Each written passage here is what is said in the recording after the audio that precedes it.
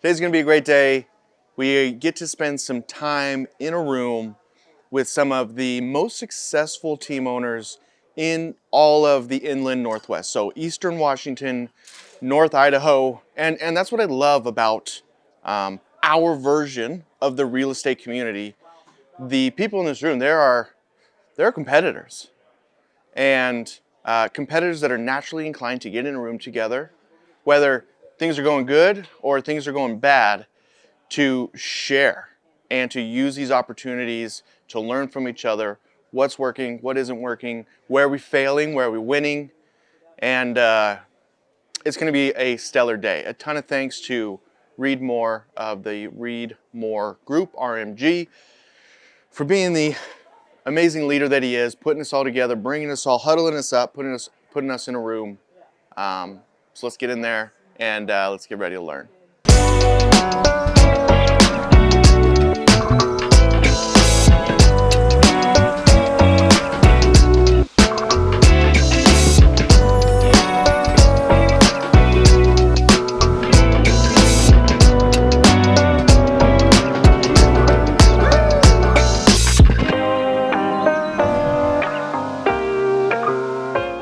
If you're in real estate, if you're in the real estate industry in the year 2023 and you want to be successful, you want to keep growing, you want to keep winning, these are the kind of rooms that you need to be in. Rooms with your competitors, rooms with the people that are doing the things that you're doing on a daily basis, competing for the same clients. And the right type of room is going to be where you get to share, you get to learn, you get to grow. All right, so here we go. We're about halfway through.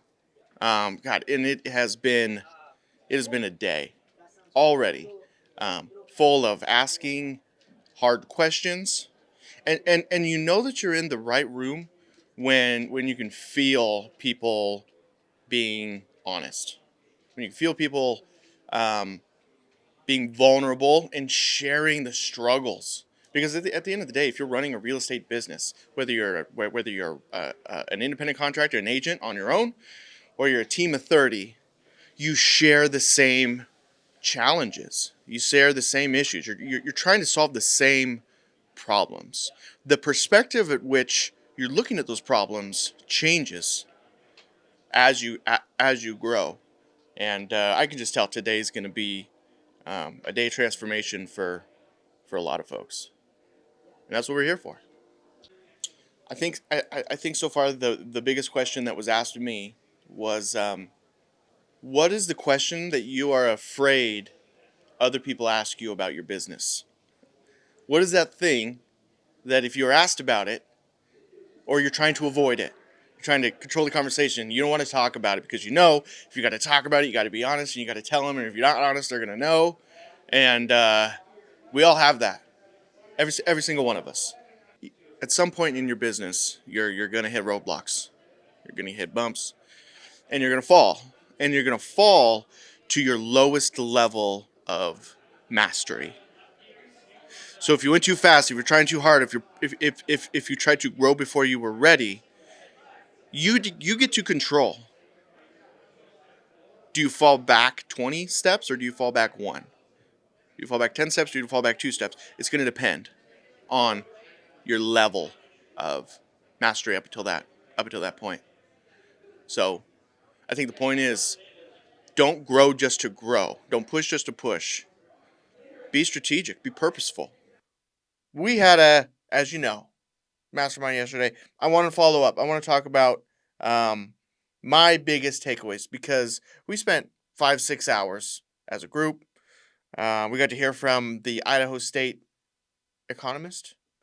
Really great, and actually, to genuinely, the first time that I have heard somebody speak about the economy, the financial markets, the both locally and on a national and at world level, that was engaging and seemed trustworthy. Really, really great guy. The state of Idaho's got a hitter in Sam Wolkenauer. I nailed that first try. Anyway, here's what I got from me to you. As people, especially in the real estate industry, here's what happens. You get into this industry, you find a way to be successful as a salesperson, and then the next step you think is to start a business. You create a team, you create a brokerage, and then all those things that made you successful as a producer, you try to use in order to run and operate your business. And it kills you because those a lot of those things that made you successful as a producing agent, the way you think, the way you handle your relationships, your aggressiveness, your focus on what's right now in front of you rather than big picture, it kills you. You tend to be short-sighted, overly emotional, and lacking a vision for what you're trying to accomplish. And that's the other thing we get trapped in is we just do to do. We produce because we want to make money, and then like you just start a business, you start a team. That's the next step, and then you grow the team just to grow the team because you got to win, right? And to win is to grow and get bigger and push and go. And you try to lead other people with that same mentality, and guess what? They don't grow just to grow. They don't make money just to make money. People lose direction so quickly. And so you see people in one of four boxes. Either you're in the employee box, the self employed box, the business owner box, or the investor box. The employee is saying, I'm going to do it, I'll do the work. The self employed person saying, we are going to do the work. The business owner is going to say they do the work, and the investor is going to say, I do it, we do it, they do it. The investor is going to say, you do it, you're going to do the work. And then on top of that, we start to realize that so many business owners are actually in the self-employed bucket versus the business owner bucket. You never turned that corner to create something that is sustainable, and I can prove that to you by saying, as a business owner, if you were to take off for 9 months, what happens to your business? What's your role in the business? What's your dollar per hour in the business, in everything that you do? How is that going to be replaced?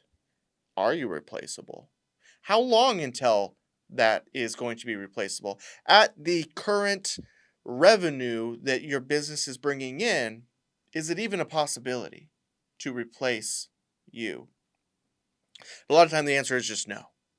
We know that, we realize that, we're smart people, but we ignore it. And we keep doing what we know, and we keep pushing and keep going. When you do turn that corner, you're going to find a business owner in and again, one of kind of four categories: the artist category, the creative category, the person who is inspired. And this is often early on in your business where you want to push a brand out there and you want to preach your vision and you want to rally around your marketing and your branding and how you're going to solve great problems.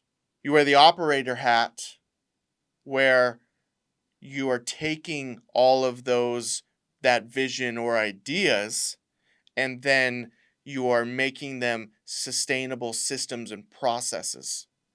You are physically doing the work, making it happen on a day-to-day basis.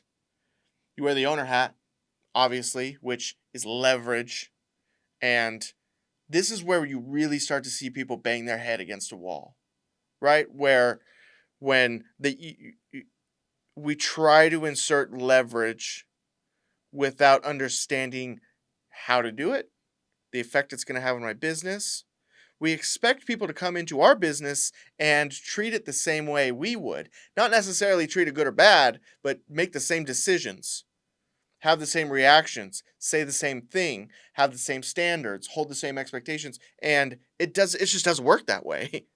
If you're not creating sustainable patterns in your business that are going to be sustainable no matter who you're putting in place, eventually you're just on a revolving, like you're a mouse running on a circle. The last hat is the board. Okay, the board of directors, and that's where you think, where you tend to be on defense, where where the owner is going to want to push and leverage and grow. The operator is going to want to rally and jump in. The board is thinking long term. The board is thinking defensively. The board is mitigating risk. And sometimes you're wearing all those hats. As you grow and develop and your business grows and develop, you start to hand some of those hats off. Does that mean you don't put them back on every once in a while? Absolutely, you have to put them back on every once in a while. But understanding what hat you're wearing when you're making decisions is massively important. One of the big areas of opportunity in real estate in general is you come into this industry as an independent contractor, as somebody who's their own boss, that doesn't have a lot of these guardrails in place. These corporate business structures, educated business structures, educated business thinking. And so I would say 95% of people who are building real estate businesses aren't going deep enough to even have these conversations, to even think about their business from different perspective. And um, A, that's an education thing. B, it's just a you, you've developed this business where you're so busy and you've learned how to generate income. You've learned how to generate revenue. So when things get tough or hard or confusing, it's so much easier to fall back into that operator, self-employed role and push revenue. Other than that, some really interesting takeaways from the economist that spoke yesterday. Um, because the news and headlines and even social media has a tendency to run the negative, right? So you don't really know. You don't really know what things mean. If you watch CNN or Fox News every day, the dollar is dramatically losing value. Inflation is going to send us into World War III, and we pumped all the oil out of America, and it's all bad. The reality is we're set up pretty freaking good. Uh, Everywhere in the world is losing population. Populations of all the major countries is in decline. The U.S. is holding. Now, we're not growing, and that's a problem. We're not going to grow. We're going to continue to decline in population, but not at the rate that other countries are. And so why is it an issue if we're not growing a population? We need that growing population in order to provide labor.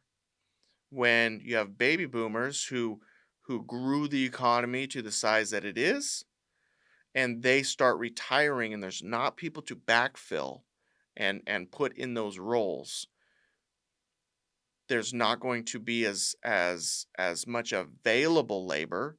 Therefore businesses can't run, and competition gets tighter and creates less room for small business. Overall has a negative effect on the economy as a whole. He did say um, that while inflation is still high, it's come down, but we can't expect it to turn around anytime soon. And that's just going to be a part of our lives for the next year and a half. Wages are up. which I think is beneficial, but they need to catch up farther. We have this huge imbalance between the cost of living and wages. And some of that has to do with um, this change so suddenly in the labor market. If you're trying to find a good perspective for investing in the future, look to geography and demographics. Throughout history, geography and demographics of any particular area ultimately determine the direction that that area goes economically. So, for instance, the Midwest is getting gutted right now from a population perspective. People are moving out of the Midwest, they're moving west, they're moving southeast, they're going to different areas. Population is going down, industry is going down, economies are going down. If there's not enough of a population turnover and growth, it has a huge effect on that area's ability to sustain uh, housing, to sustain home values, which tend to be the backbone of most economies. So, all in all, it was a great day and a really good reminder that we all have the ability to get pretty far on our own. If you're willing to do the work, if you're willing to put in the effort, if you're willing to, if you have a will to be successful. But even those with a great will to be successful are going to be limited by the people that they're surrounding themselves with, by the intelligent conversations that they do or don't have access to. And the more that we can spend time sharing with each other, helping each other, sharing resources, learning from the experiences that each other's having. We're all limited by the experiences that we've had, the skill sets that we've earned in those experiences, unless we can borrow from others. That's my encouragement. Take anything away from this video. Look at your circle, define the roles in that circle, and ask yourself, who am I missing? And who do I need to add in order to get me to where I know I'm capable of going? My name's Tyler, Carlson & Co. Real Estate, and I'll see you next time.